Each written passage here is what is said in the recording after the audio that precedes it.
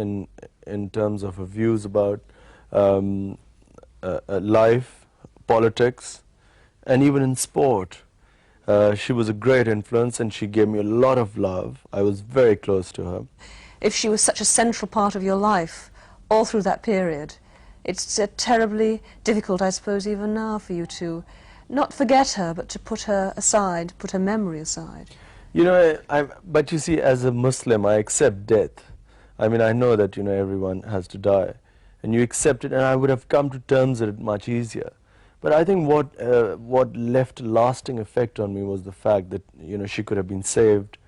It was I mean, had it been diagnosed early, it was a straightforward operation, and she would have lived. But I think what I could not come to terms with was the pain in which she died. You know, I saw someone that close to me for 2 months. I saw in extreme pain, which I think only people who've seen cancer patients, only they can know how they suffer.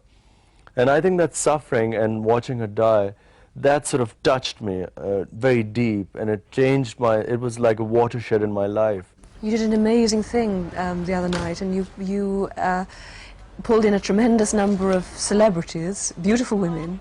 But that was the first time you'd ever stood up and said, I want you to help me to raise money. It was the first time you'd ever appealed to any of your friends to come forward and do that for you. Outside Pakistan, yes. In Pakistan there was a big response, but outside I wasn't confident, you know, I wasn't sure how people would react to a hospital in Pakistan.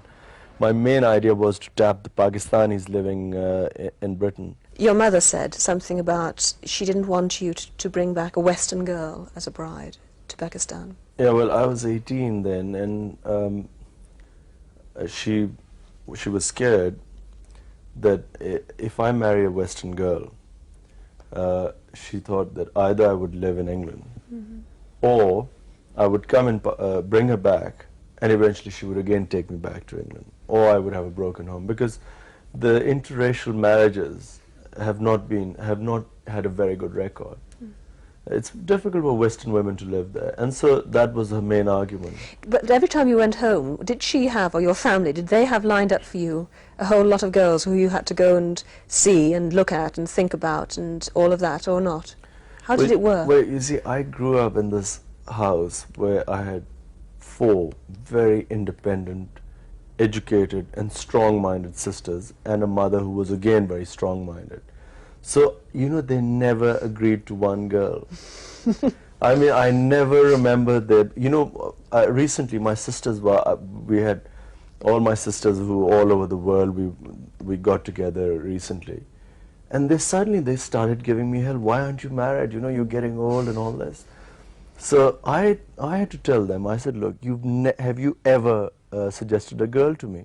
And yet, you see, the public sees you with a long line of very beautiful women, ranging from Emma Sargent, Susanna Constantine, Denise Lewis, and they think, how do they handle it?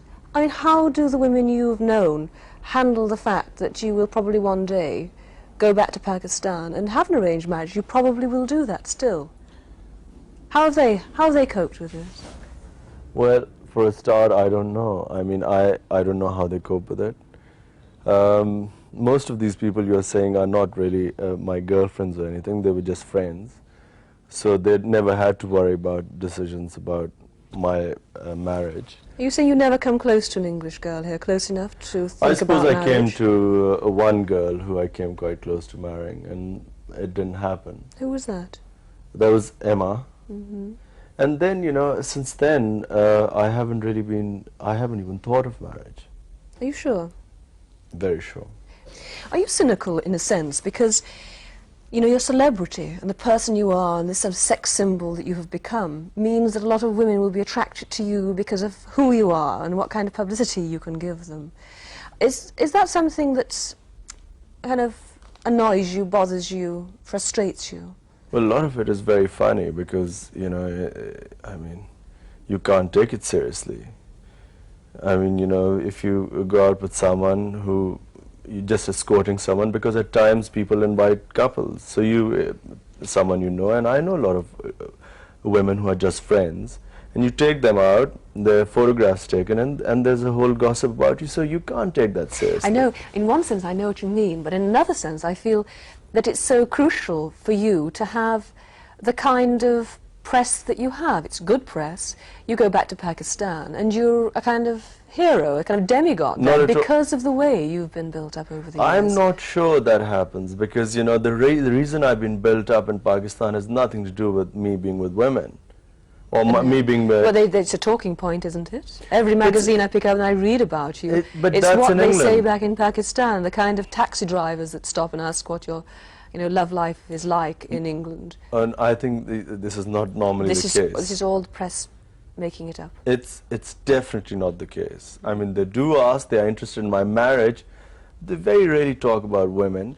It's a cricket crazy country. When you go back to Pakistan, I know you go regularly, do you feel alienated in any way from it because you've spent a long time in England, because you've been to school here and you've worked out of here? Is there any sense of alienation? Well, Pakistan is my home.